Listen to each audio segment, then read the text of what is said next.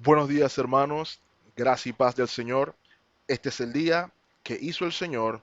Nos gozaremos y nos alegraremos en Él.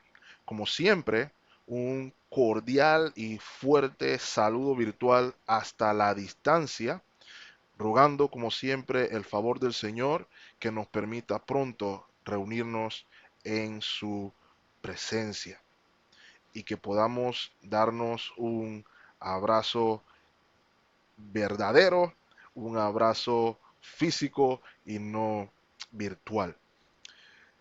En la mañana de hoy voy a pedirles que por favor abran sus Biblias en el libro de Génesis, capítulo 42. Y en esta ocasión voy a pedirles que leamos juntos desde el verso número 28 hasta el verso número 38. Génesis capítulo 42, versos del 28 al 38. Y dice así la palabra del Señor. Y dijo a sus hermanos, mi dinero se me ha devuelto y helo aquí en mi saco. Entonces se les sobresaltó el corazón y espantados dijeron el uno al otro, ¿qué es esto que nos ha hecho Dios? Y venidos a Jacob su padre en tierra de Canaán, le contaron todo lo que les había acontecido, diciendo, aquel varón, el Señor de la tierra, nos habló ásperamente y nos trató como a espías de la tierra. Y nosotros le dijimos, somos hombres honrados, nunca fuimos espías.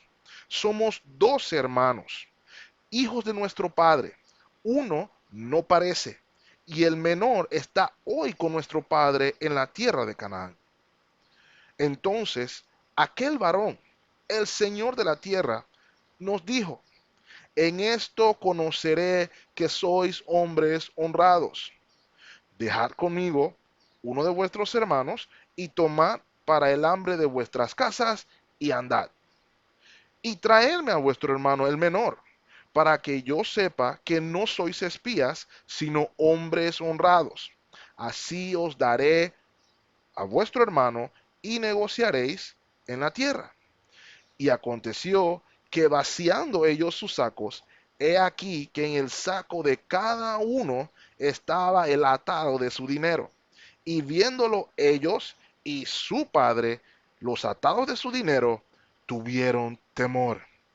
Entonces su padre Jacob les dijo, me habéis privado de mis hijos. José no parece, Simeón tampoco, y a Benjamín le llevaréis. Contra mí son todas estas cosas. Y Rubén habló a su padre diciendo, harás morir a mis dos hijos, si no te lo devuelvo. Entrégalo en mi mano, que yo te lo devolveré a ti. Y él le dijo, no descenderá mi hijo con vosotros, pues su hermano ha muerto y él solo ha quedado. Y si le aconteciere algún desastre en el camino por donde vais, haréis descender mis canas con dolor al Seol. Esta es la palabra del Señor. Oremos, hermanos. Padre de la gloria, Padre bueno, Padre santo, alabamos y exaltamos tu santo nombre.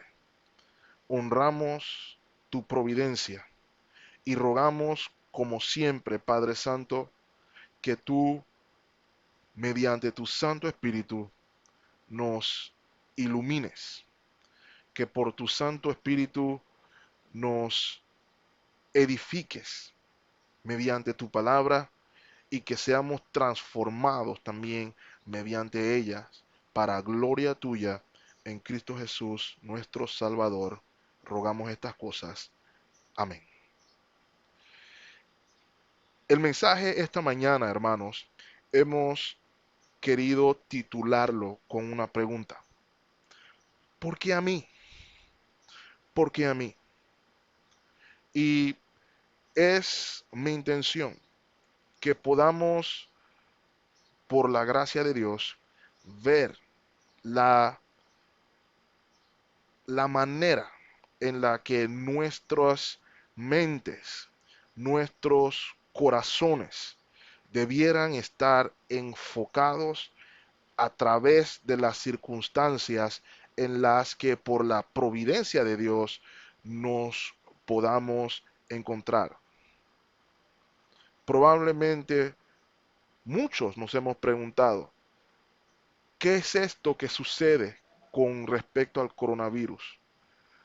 ¿Cuál es el significado de estas circunstancias? Y es probable que el pasaje de hoy nos permita ver estas cosas. La semana pasada pudimos ver los efectos del pecado en la familia de Jacob. Vimos la total desconfianza familiar. Vimos la familia totalmente rota. No había confianza entre los miembros de la familia. Sin embargo, también pudimos ver a Dios comenzando a obrar en medio de esta familia de manera que sus propósitos finalmente serían cumplidos.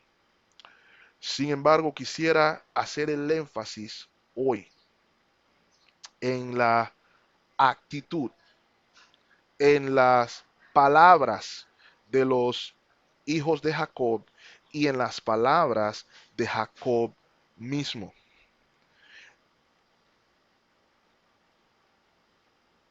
Es mi intención, hermanos, utilizar los últimos versos del pasaje de Génesis 42 para que podamos ver dónde estaba la mente de Jacob y sus hijos y qué pueden mostrarnos sobre dónde debe estar nuestra mente, nuestro corazón en referencia a las circunstancias a las que somos expuestos por la providencia de Dios.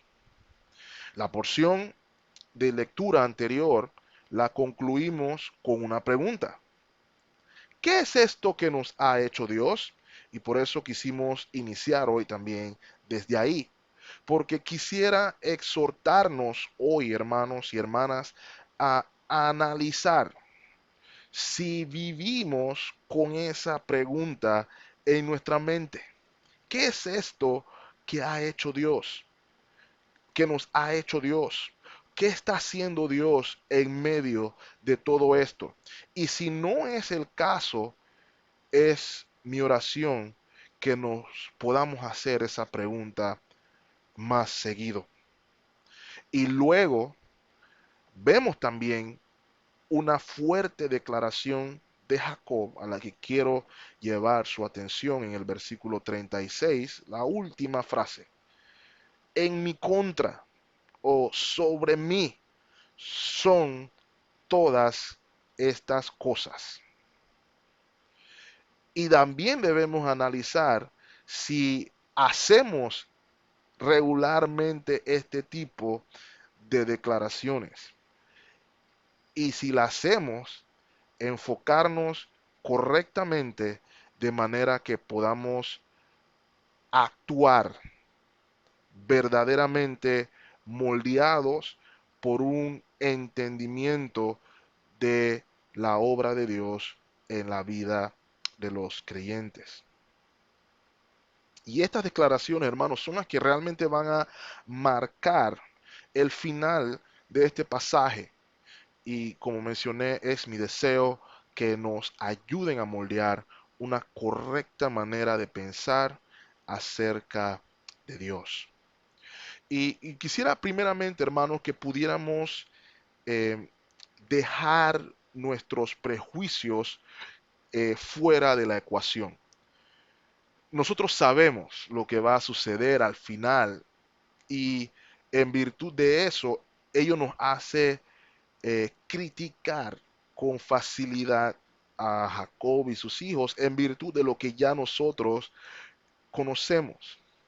Por eso quisiera pedirles, mientras avanzamos, nos pongamos en las sandalias de estos 12 hombres Y espero que con la ayuda de Dios, su Santo Espíritu, podamos darnos cuenta de lo que verdaderamente significa andar por la fe y no por vista. Y cómo esta fe debe moldear nuestro pensamiento. Y este pasaje nos va a ayudar a verlos en tres puntos. El primer punto que quisiera mencionar son las circunstancias en las que se dan estas declaraciones. Las circunstancias en las que se dan estas declaraciones, a lo cual llamé entonces noticias terribles. ¿Qué vamos a poder, o que vimos ya en el verso 20, del verso 29 hasta el verso 35? Luego veremos la primera declaración de los hermanos de José, de los hijos de Jacob, reconociendo el obrar soberano de Dios en todas las cosas. Y finalmente veremos la declaración de Jacob citando estas circunstancias todas en su contra, todas en su contra. Así que marqué el tercer punto como en mi contra son todas estas cosas, o pudiéramos resumirlo como la pregunta que titula el mensaje hoy: ¿por qué a mí? ¿Por qué a mí? Así que como mencioné, quisiera que viéramos en primera instancia las circunstancias, lo que llamamos entonces las noticias terribles. Y no hay un gran misterio aquí, hermanos. Son las mismas circunstancias que vimos la semana pasada, las que comienzan a moldear los pensamientos de los hijos de Jacob y lo que está en el corazón del mismo Jacob. Génesis capítulo 42, versículo 29 dice de la siguiente manera: y venidos a Jacob su padre en tierra de Canaán, le contaron todo lo que les había acontecido, diciendo. O sea que del verso 29 a 35, los hijos de Jacob van a narrarle los sucesos que experimentaron mientras fueron a buscar alimentos. Y pudiéramos parafrasearlo de la siguiente manera: bueno, papá, te tengo una noticia buena y una noticia mala. La buena noticia es que pudimos traer bastante alimento, pudimos traer bastante comida. Trajimos 10 burros cargados de alimento. Eso fue lo que nos mandaste a hacer y efectivamente eso fue lo que hicimos. Y eso equivalía, hermanos y hermanas, a más o menos media tonelada de grano, lo que podía cargar, eh, porque se considera que un burro más o menos puede cargar alrededor de 50 kilos en su lomo. Estamos hablando de que 10 burros trajeron media tonelada de comida y eso podía durarles probablemente un par de meses. Así que eh, no iban a morir de hambre inmediatamente. Esa es la buena noticia. Sin embargo, lastimosamente, esa no era la única noticia.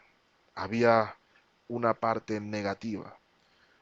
Y la parte negativa, que probablemente pudiera haberle contado los muchachos, como dice, no probablemente, como dice el texto que fue, es en resumidas cuentas, que fueron a Egipto y fueron tratados como espías. Fueron acusados de ser espías. Y para probar su inocencia iban a tener que dejar a uno de sus hermanos, Simeón, como leímos la semana pasada, como garantía, y llevar entonces a Benjamín para poder entonces probar su inocencia.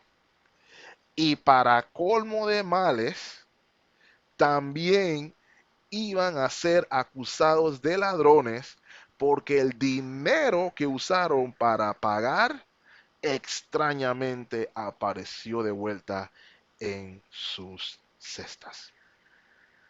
Esa era la situación terrible, esa era la situación complicada. Esa era la circunstancia adversa en la que se encontraron cuando ellos simple y sencillamente iban en búsqueda de pan para alimentar a su familia. Y Jacob entendió lo terrible de la situación. Viejas heridas se abrieron, el recuerdo de su hijo perdido, el que más amaba, volvió a aflorar.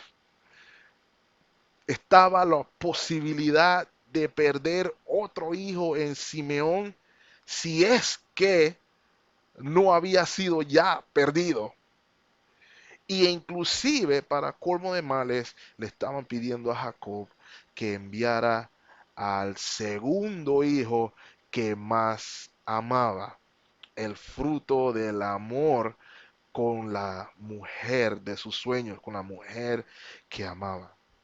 Y piénselo por un momento, hermano, es como que si cada vez que Jacob mandaba a sus hijos a hacer un mandado, a hacer una diligencia, como decimos también, es como que si quedara con un hijo menos. Y estas eran las terribles noticias que escuchó Jacob.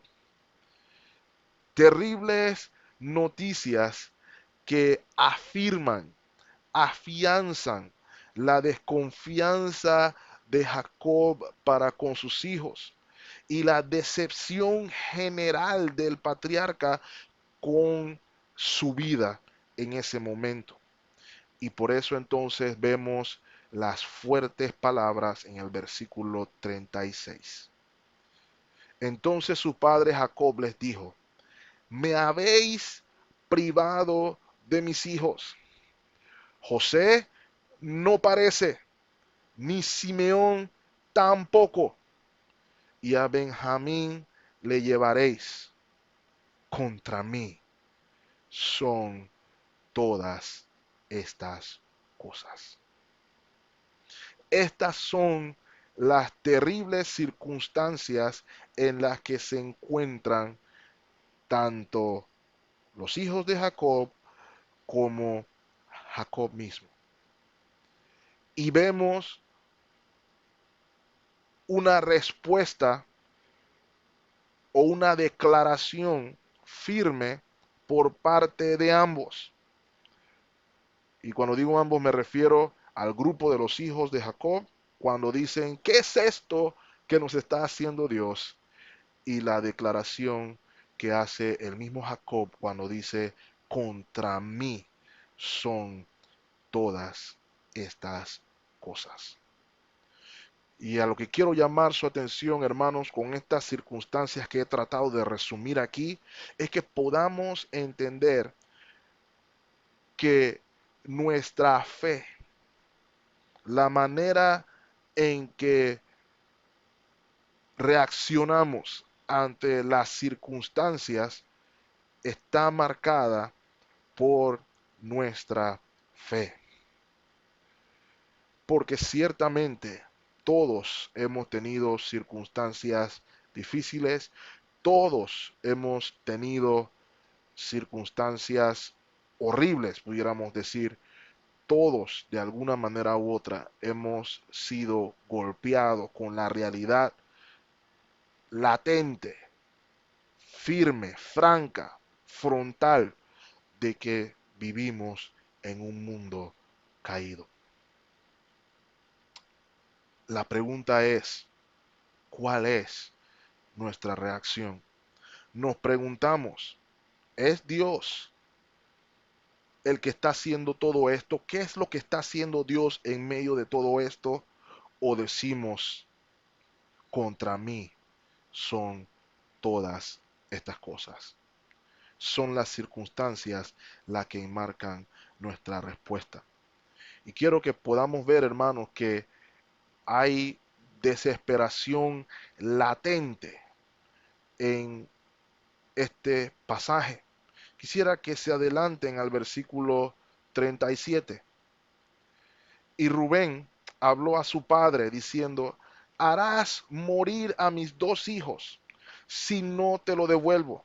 Entrégalo en mi mano que yo lo devolveré a ti.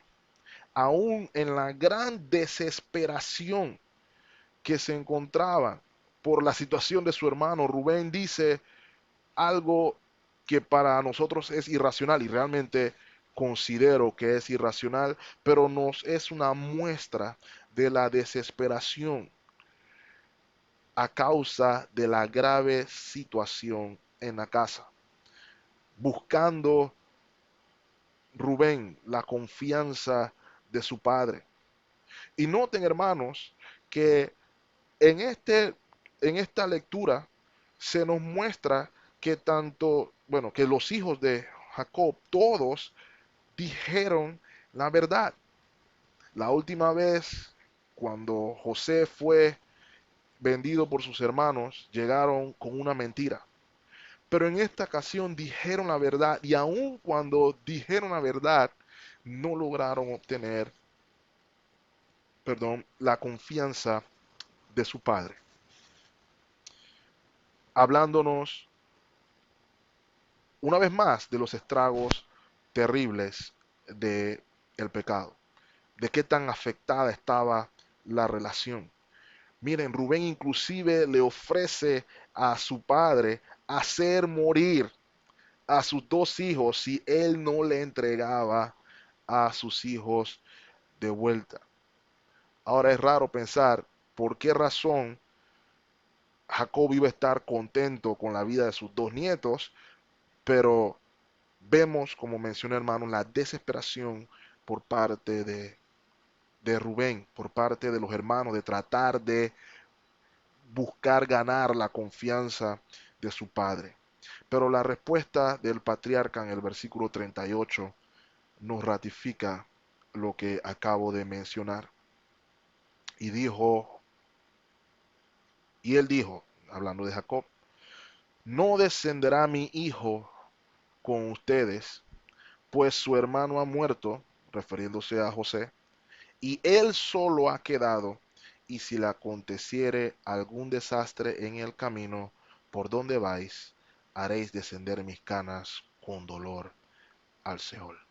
Estas fuertes declaraciones las vimos la semana pasada y cada vez que las leemos son fuertes, marcadas, demostrando la difícil situación, la difícil circunstancia y la difícil tensión que había en la casa de Jacob.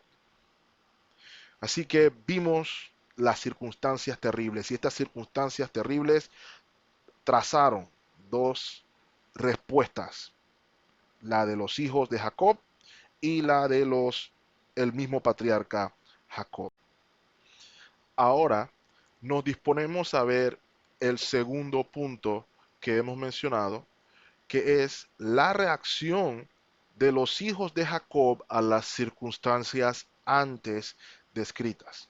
La reacción de Jacob a las de los hijos de Jacob, perdón, a las circunstancias antes descritas. Y lo primero que vamos a observar es que esta reacción está fundamentada o sostenida en el entendimiento de que Dios obra soberanamente todas las cosas. Note conmigo el verso 28 del capítulo 42. Y dijo a sus hermanos, mi dinero se me ha devuelto, y helo aquí en mi saco. Entonces se les sobresaltó el corazón, y espantados dijeron el uno al otro, la pregunta en mención el día de hoy, ¿qué es esto que nos ha hecho Dios? Y por primera vez, hermanos, en todo el relato, vemos a los hermanos de José, vemos a los hijos de Jacob con una perspectiva Dios céntrica. Por primera vez en el relato los vemos mencionar al Dios de Abraham, de Isaac y de Jacob. Por primera vez en todo el relato, los hijos de Jacob se refieren o mencionan al Omnipotente. ¿Qué es esto que nos ha hecho Dios? Y mencionamos la semana pasada también, hermanos, que ellos comenzaron a ser conscientes de que Dios estaba obrando en sus circunstancias, de manera que les hizo ver la maldad contra su hermano y pudieron sentir a carne viva algo de lo que sintió su hermano. Recordamos la semana pasada que José fue áspero con ellos y recordamos que definimos que esta reacción áspera de José buscaba por lo menos conseguir información con respecto a sus padres, llamar a sus hermanos a la reflexión y también llamarlos al arrepentimiento. Y por eso quisiera llevar su atención, hermanos, a la pregunta, ¿qué es esto que nos ha hecho Dios? Y hermanos y hermanas, una de las cosas que he repetido con pasión y que lo seguiré haciendo hasta el cansancio, que debemos también poder ver en las escrituras, es el concepto de Dios providencialmente obrando en todas las áreas de nuestras vidas. Por lo general, nosotros no tenemos problemas en atribuir lo que llamamos cosas buenas a Dios. Por lo general no tenemos problema en eso. Podemos con facilidad atribuir a Dios cosas como una promoción laboral. Somos también eh, sin ningún problema asiduos a atribuir a Dios cuando recibimos una bonificación económica, cuando nos pasan cosas que consideramos en nuestro ser como buenas. Ahora, digo por lo general, porque también sabemos que hay necios, como los describe la Biblia, que atribuyen todas estas cosas a su propia grandeza. Y uno de estos ejemplos lo hemos visto una y otra vez, el ejemplo de Nabucodonosor, que se ensoberbeció al sentir que todos los logros que estaba logrando venían de su propio, de su propia grandeza. Y Dios tuvo que mostrarle que no era así. Sin embargo, por lo general, los creyentes no tenemos ningún problema reconociendo la mano de Dios en todas estas cosas que consideramos buenas. Sin embargo, sí tenemos algo de problema para, para aceptar lo contrario, cuando es algo que no consideramos bueno. Inclusive comenzamos a atribuirle la culpa eh, de todas las cosas que no consideramos buenas a otras fuentes, digámoslo así. Eh, Inclusive usamos frases como Dios no haría algo así, esto Dios no haría algo así, o me cuesta creer que Dios haría esto que yo considero malo. Y por lo general, el favorito eh, para culpar por las cosas que no consideramos buenas es al mismísimo Satanás. pudiera mencionar, hermano, hay un sinfín de canciones escritas de cómo el diablo es el culpable de todo lo que llamamos malo en nuestras vidas y exhortando a aquellos que escuchan la canción a que pateen, machaquen, aplasten, golpeen, etcétera, etcétera, quítenle lo que le quitó todo lo demás. Por cierto, permítanme recordar, hermanos, que quien las Sagradas Escrituras revelan que destruiría al diablo, Satanás, en el lago de fuego, sería Dios mismo. Esta es obra de el Señor Jesucristo y no nuestras. Y así fue anunciado desde Génesis capítulo 3. Sin embargo, por alguna razón no bíblica, achacamos la culpa de lo que no consideramos bueno a otras personas, inclusive a Satanás. Este pensamiento de lo que yo llamo bueno proviene de Dios y lo que no considero bueno proviene de Satanás, nos aleja de la realidad, nos aleja de una reflexión concienzuda. Noten nuevamente la pregunta que hicieron los hermanos de José. ¿Qué es esto que nos ha hecho Dios? La Biblia nos enseña en el Salmo 24:1. De Jehová es la tierra y su plenitud, el mundo y los que en él habitan. Todos le pertenecen al Señor.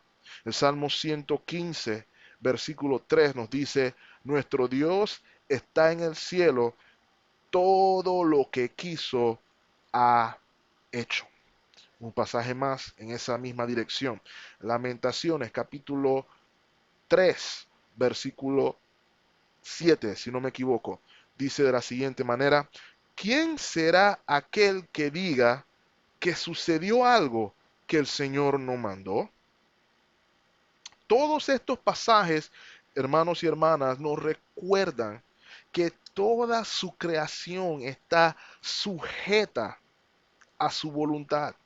De manera que todo lo que hace cumple sus soberanos propósitos.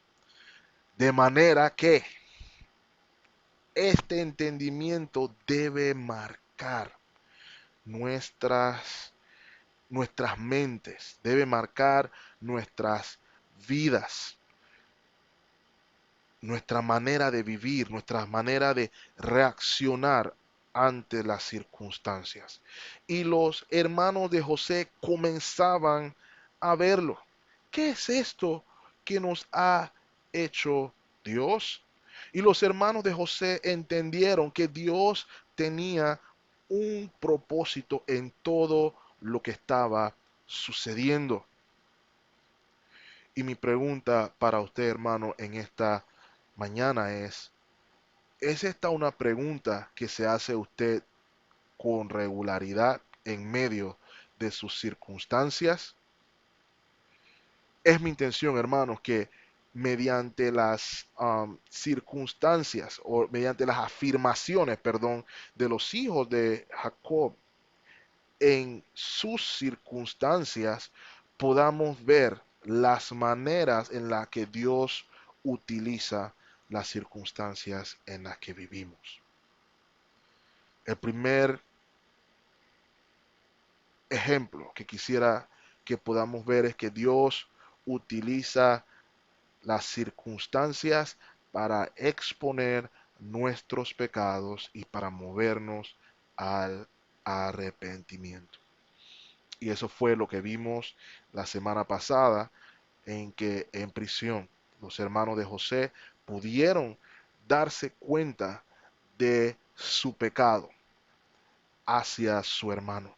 Y esto fue mediante, como hablamos la semana pasada, mediante las circunstancias que Dios los había hecho pasar. Y así como las circunstancias que vivieron Jacob y sus hijos muestran lo que había en sus corazones.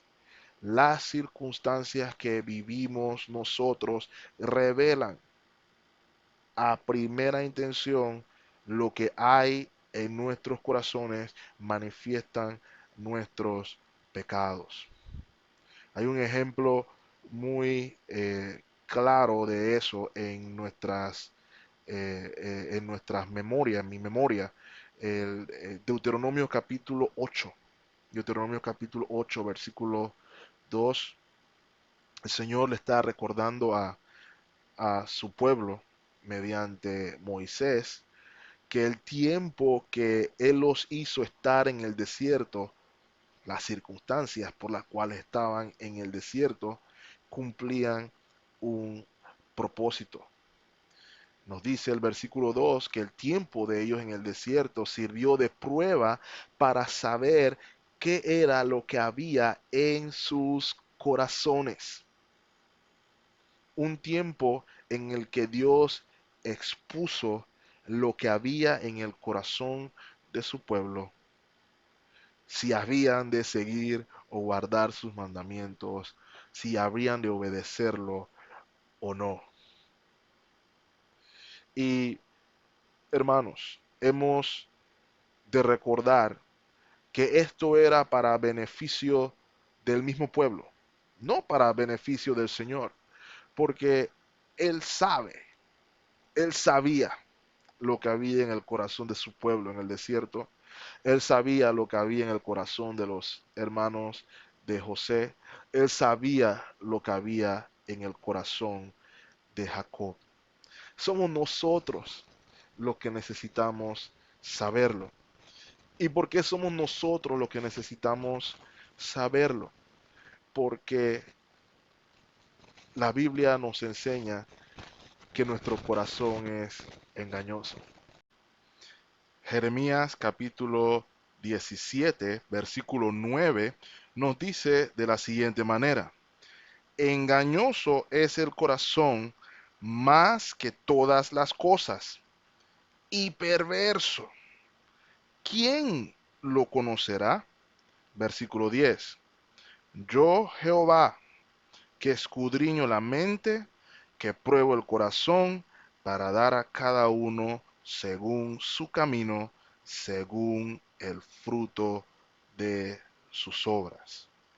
Dios es el que utiliza las experiencias, las circunstancias, como vimos en Deuteronomio capítulo 8, para exponer lo que hay en nuestros corazones, inclusive para revelar nuestro pecado. Y esta experiencia puede ser un trago amargo. Y aun cuando puede ser un trago amargo, es beneficioso. Un puritano dijo una vez: la verdad no es agradable, pero es sana. Debo recordar, nunca se me olvida, el, una ilustración en este libro famoso de historias bíblicas para niños. Algo que me llamaba la atención de ese libro siempre fueron las ilustraciones. Y nunca se me olvida el, la ilustración de la confrontación de Natán al rey David, perdón, sobre el pecado de Betsabé. Y recuerdo ver la manera en que el ilustrador plasmó el rostro de David en amargura al escuchar la frase: tú eres ese hombre. Es un dibujo, pero yo prácticamente podría escuchar la voz de Natán diciendo: tú eres ese hombre, al ver cómo el ilustrador plasmó el rostro en amargura de David. Un trago amargo, ciertamente, pero beneficioso a lo largo del proceso. De la misma manera, lo que sucedió el trago amargo que pasaron los hermanos de Jacob, los hermanos de José, perdón, las sacudidas y las pruebas que José aplicó a ellos no fueron agradables, pero obraron maravillas. Nuestra manera de ver las cosas, nuestra manera de actuar en las circunstancias que Dios en su providencia determinan, deben ser guiadas por un entendimiento de que Dios está obrando. Y permítanme mostrarles un ejemplo de eso en el Salmo 119. Acompáñenme en sus Biblias al Salmo 119, versículo 67. Salmo 119, verso 67. Dice así: antes que fuera yo humillado, descarriado andaba. Haga una pausa ahí. Antes que fuera yo humillado, descarriado andaba. Note que se está diciendo allí que en algún momento el salmista fue humillado, fue afligido, fue quebrantado. ¿Qué momento fue?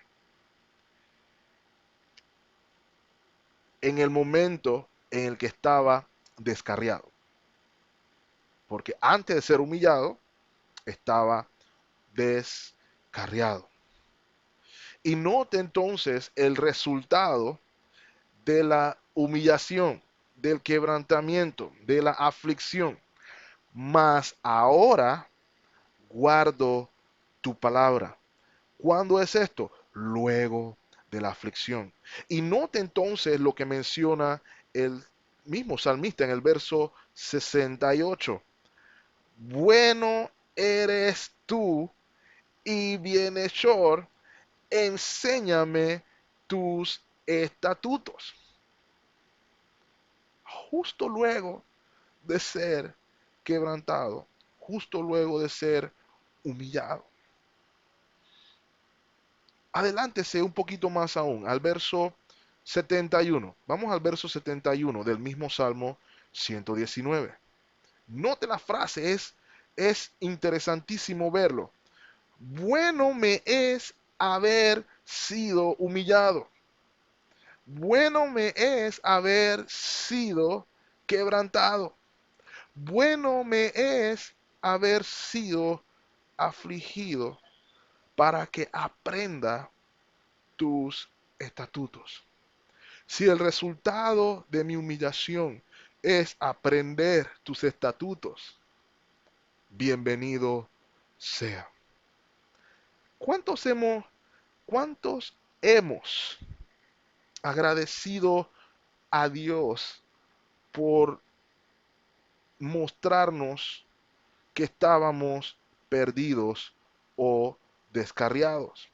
¿Cuánto hemos agradecido a Dios ser humillados para poder aprender sus estatutos?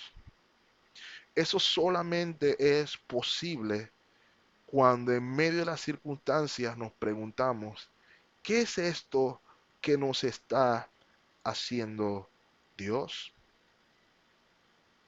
¿Pueden salir estas palabras de nuestra boca? Solamente cuando lo vemos desde ese punto de vista. Era mi intención que pudiéramos ver entonces, hermanos, cuál es nuestra reacción ante las circunstancias que nos acontecen. Es nuestra mirada en Dios y qué es lo que puede estar obrando. Vemos la situación de esta pandemia. Vemos la situación en la que nos encontramos y nos preguntamos, ¿qué es esto que está haciendo Dios? ¿Qué es esto que nos está haciendo Dios por medio de esto? Y hermanos, es la única manera en que podremos reflexionar de manera que podamos avanzar con un cambio en nuestra vida luego de la reflexión. Cualquier otro método que utilicemos, si le echamos la culpa al diablo, si le echamos la culpa a la mujer que me diste, como hizo Adán en el huerto, y no reconocemos que Dios está trabajando en medio de nuestras circunstancias para mostrarnos nuestra realidad, no haremos nunca esta reflexión. Pero algo estaba ya sucediendo en la vida de los hermanos de José. Y fue esta pregunta lo que nos hace verlo. Y ahora entonces me voy a mover al tercer punto, al que enfoca la respuesta de Jacob. Y nos vamos a dar cuenta que Jacob no respondió de la misma manera. La respuesta de Jacob ante las circunstancias no fue positiva. Todo lo contrario, fue negativa. Por eso titulamos el tercer y último punto, en mi contra son todas estas cosas. Y hermanos, como mencioné, pongámonos en las sandalias de Jacob. Podemos palpar el dolor en sus palabras. Leamos nuevamente el verso 36. Entonces su padre Jacob les dijo, me habéis privado de mis hijos. José no parece, Simeón tampoco, y a Benjamín llevaréis. Punto y coma. Contra mí son todas estas cosas. Las palabras literales de Jacob son sobre mí son todas estas cosas. El peso que se me hace llevar es insoportable y es para mi perjuicio. Es una connotación totalmente negativa. Y parece ser que a causa del dolor, Jacob perdió la perspectiva, perdió el enfoque. Lejos de su mente estaba la promesa de Dios hacia su persona en Génesis capítulo 28, versículo 15. Quisiera leerlo brevemente para que recordemos. En Génesis 28, versículo 15 dice de la siguiente manera, esta es la palabra del Señor, he aquí, yo estoy contigo y te guardaré por donde quiera que fueres y volveré a traerte a esta tierra, porque no te dejaré hasta que haya hecho lo que te he dicho. Estas fueron las palabras de Dios a Jacob años atrás, años atrás. Sin embargo, a causa del dolor, a causa de las circunstancias, perdió la perspectiva. Y a muchos de nosotros nos sucede de la misma manera. A muchos de nosotros nos pasa igual. Olvidamos que la promesa de Dios nunca fue que no enfrentaríamos sufrimiento o dificultades o aflicción. Sin embargo, la promesa de Dios fue que en medio de todas estas circunstancias, Él estaría con Jacob. Esa es la promesa. Eso era lo que le daba valor al pacto. hemos de recordar, hermanos, Dios con nosotros. Su promesa para con sus hijos es estar con ellos en medio de las circunstancias. Las palabras de Jacob probablemente debieron ser algo parecido a esto. Sí, todas estas cosas están contra mí. Sí, sin embargo, Dios prometió no dejarme hasta cumplir su palabra. Y Él es mayor que mis circunstancias. Él es mayor, mucho mayor que mis circunstancias. Algo que debemos también recordar de estas frases, hermanos, es que nuestras circunstancias deben ser un recordatorio siempre de que nuestra suficiencia está en Dios, no en nuestros recursos, no en nuestras amistades, no en nuestros familiares, ni siquiera en nuestros hermanos de la fe. Nuestra suficiencia está en Dios. Desde el momento que nos olvidamos de eso, perdemos perspectiva. Y cuando perdemos la perspectiva, somos presa de las circunstancias. Podemos entender entonces al rey David en el Salmo 61. Acompáñeme ahí. Salmo 61, versículo 2. Y note la frase. Desde el cabo de la tierra, desde lo más recóndito de la tierra, está diciendo el salmista, clamaré a ti. Note cuándo, hermanos. Coma. Cuando mi corazón desmayare. Cuando mi corazón desmayare, desde lo recóndito de la tierra, clamaré a ti. ¿Y cuál será el clamor?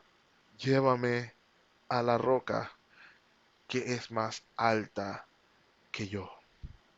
Nuestra mirada debe estar puesta siempre, a pesar de las circunstancias, en la roca que es más alta que yo. La roca que es más alta que yo. Isaías 43, versículo 10, debe recordarnos esto también. Isaías 43, verso 10, dice el profeta Isaías al transmitir las palabras del Señor. No temas, porque yo estoy contigo. No desmayes, porque yo soy tu Dios que te esfuerzo. Siempre te ayudaré, siempre te sustentaré con la diestra de mi justicia. Adelante sea el verso 13, para que veamos el sentido de a lo que me refiero, de lo que Dios promete y que debe iluminar nuestras circunstancias. Porque yo soy, porque yo Jehová, soy tu Dios, quien te sostiene de tu mano derecha y te dice, te sostiene de tu mano derecha. Y hemos hablado que esa mano derecha representa en este caso tu punto débil, tu punto ciego. Y te dice, no temas, yo te ayudo. Versículo 14, no temas, de nuevo, gusano de Jacob, oh vosotros, los pocos de Israel, yo soy tu socorro, dice Jehová, el Santo de Israel es tu redentor. Una y otra vez escuchamos la frase, no temas. Una y otra vez escuchamos la frase, yo te ayudo. Una y otra vez escuchamos la frase, yo estoy contigo. El Señor nos prometió que no íbamos a tener dificultades, que no íbamos a tener circunstancias difíciles. Sin embargo, prometió que iba a estar con nosotros a través de ellas, a través de ellas. Debemos recordar, hermanos, mientras me acerco al final, que esta historia de José es una historia de salvación. Esta es una historia de esperanza. Dios obró todas estas cosas que parecían difíciles para Jacob para traer salvación a él mismo. Sabemos al final del relato, él iba a ver a José, él iba a ver a Simeón, él no iba a perder a Benjamín. Lo que Dios estaba haciendo en medio de sus circunstancias que él sentía no soportar eran para su bien. Y hermanos, esto es un recordatorio una vez más de dónde debe estar, nuestra mente en referencia a la obra de Dios en medio de los tiempos, en medio de todas las circunstancias. Romanos capítulo 8, versículo 28 nos recuerda, y sabemos que a los que aman a Dios, todas las cosas ayudan a bien y conforme a todas las cosas ayudan a bien, esto es, a los que conforme a sus propósitos son llamados. Jacob no sabía cuál era el propósito de Dios en medio de todo esto. Y a causa del dolor perdió la perspectiva de la promesa. Sin embargo, hermanos y hermanas, usted y yo tenemos algo más de revelación con respecto al propósito final de Dios en nuestras circunstancias. Probablemente no entendamos el por qué o el cómo, más bien. Probablemente no entendamos el cómo, pero tenemos al menos certeza del por qué. Y permítame recordárselo. Note lo que dice de nuevo Romanos. Todas las cosas, hermanos, no algunas. Todas las cosas ayudan a bien. Y esto es a los que conforme a sus propósitos. Y allí está la palabra clave. A sus propósitos son llamados.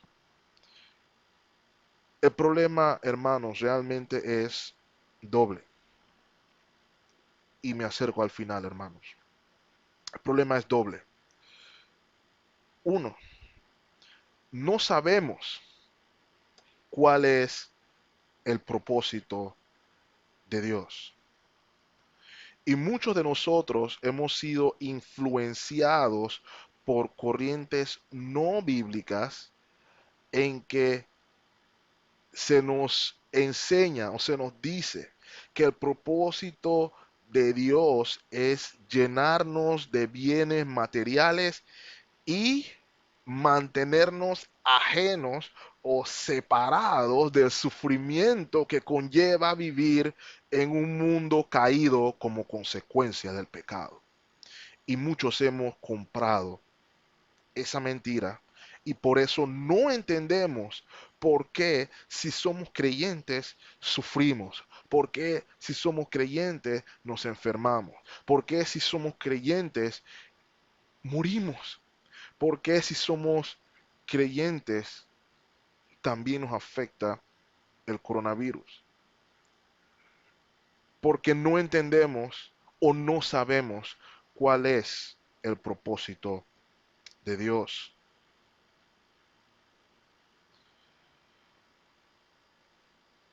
El segundo problema es que muchas veces por la comodidad en la que nos encontramos, nos olvidamos precisamente de cuál es el propósito de Dios en nuestras circunstancias. A veces la comodidad nos distrae del propósito y por eso mismo a veces Dios tiene que movernos, tambalearnos, de manera que podamos recordar cuál es el propósito y volver a enfocarnos. Y hermanos, la respuesta del propósito está en el verso 29 de Romanos capítulo 8. Se nos dice allí que el propósito de Dios es hacernos conforme a la imagen de su Hijo. Hacernos conforme a la imagen de su Hijo. Y ese es el propósito. Para eso te llamó. Para eso me llamó. Para eso me justificó. Para eso nos glorificó. Hablando en el sentido certero de que estas cosas serán así. Y este es el pensamiento, hermanos y hermanas, que debe mover nuestras vidas, que debe mover nuestras acciones, que debe influenciar nuestras reacciones a las experiencias. El propósito de Dios. Su propósito es hacernos conforme a la imagen de su Hijo. La meta es esa. No debemos pensar que la meta radica en bienestar material y físico. Aun cuando es posible tenerlo, la meta no lo es. La meta es ser hechos conformes a la imagen de su Hijo. La meta es moldearnos. La meta es santificarnos. La meta es cambiarnos. No debemos olvidar la, el ejemplo que usa el Señor del alfarero. Y Él moldea el vaso a la imagen que desea obtener. Y tiene que pasarlo por fuego. Pero el alfarero sabe lo que está haciendo. El alfarero sabe lo que está haciendo. De manera que nosotros, hermanos y hermanas, no debemos perder el enfoque, no debemos perder la perspectiva, no debe pasarnos lo que le pasó a Jacob aquí, de olvidar que Dios está obrando sus propósitos en medio de todo y que todo lo que Dios hace obra para bien para aquellos que son llamados por Él y para cumplir sus propósitos son llamados. Estas son las dos perspectivas que quería presentar, hermanos. ¿Cómo respondemos ante nuestras circunstancias? Estamos en esta pandemia pensando, ¿qué es esto que nos ha hecho Dios? ¿Qué es lo que Dios está haciendo ahora? Estamos con la mirada enfocada en que aun cuando podamos estar atravesando circunstancias difíciles, complicadas, terribles, puede ser que Dios esté obrando un bien en medio de todo esto. Es la reflexión que debemos hacer. Cuando estamos sin Cristo, nuestro pecado ciertamente está sobre nosotros. Ciertamente es una carga pesada que nos está matando. De hecho, estamos muertos en nuestros delitos y pecados. Es una losa enorme, hermanos. Hemos leído inclusive recientemente, aquí mismo en Panamá, de muchas personas abatidas por sus circunstancias, de tal manera que deciden arrojarse inclusive de un edificio para no tener que lidiar con este mundo cruel, con este mundo caído. Sin embargo, no debemos olvidar la invitación que nos hace el Señor Jesús y que hace a todos aquellos que están cargados, oprimidos por sus circunstancias, oprimidos por su pecado, recordar que su yugo es ligero, o mejor dicho, su yugo es fácil y su carga ligera. Venid a mí, todos los que estáis trabajados y cansados, que yo los haré descansar, que yo los haré descansar.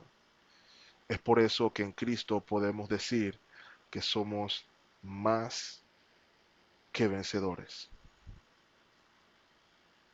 Esta es la obra que hace nuestro Redentor. Y para aquellos que hemos puesto nuestra fe en Él, también debemos recordar que su yugo es fácil y su carga es ligera y debemos ir a Él. Y ya nuestras circunstancias no son motivo de temor a la muerte, no son motivo de, de un final de desesperación. Más bien nuestras circunstancias entonces se convierten en el instrumento de nuestra santificación y nuestras experiencias son el instrumento que Dios utiliza para aumentar nuestra dependencia de Él, para aumentar nuestra confianza en Él y sobre todo para aprender a amarlo más a Él. Quisiera concluir para nuestros hermanos creyentes con un poema que lo he traducido del inglés. Lo he traducido del inglés. Y recuerden, hermanos, la idea es que podamos meditar en cuál debe ser nuestra mentalidad, cuál debe ser nuestra reacción ante las circunstancias. Y dice el poema: no juzgues al Señor en base a tus débiles sentidos, más bien confía en Él por su gracia. Detrás del ceño fruncido de la providencia oculta el Señor un rostro sonriente. Que el Señor los bendiga ricamente, hermanos. Oremos. Padre, gracias por tu palabra y gracias por el recordatorio de que nuestras circunstancias que en tu santa providencia has decretado cumplen tus soberanos propósitos. y en aquellos que son llamados por ti, aquellos que te aman, entender que cumplen el propósito de moldearnos a la imagen de tu Hijo. Ayúdanos, Padre, a recordar que no es necesario saber el cómo de las cosas. Ayúdanos a recordar que nuestra confianza debe estar en tu palabra y en tu promesa de que tú cumplirás el propósito por el cual has llamado a tu pueblo. Ayúdanos a caminar en fe en medio de las circunstancias que vivimos, aún en medio de la incertidumbre que vive el mundo. Que nosotros podamos, por tu gracia, caminar confiados, entendiendo que tus propósitos serán cumplidos en medio de todo. Es en Cristo Jesús que pedimos todas estas cosas. Amén. Dios los bendiga ricamente, hermanos. Gracia y paz del Señor. Nos vemos en la próxima ocasión.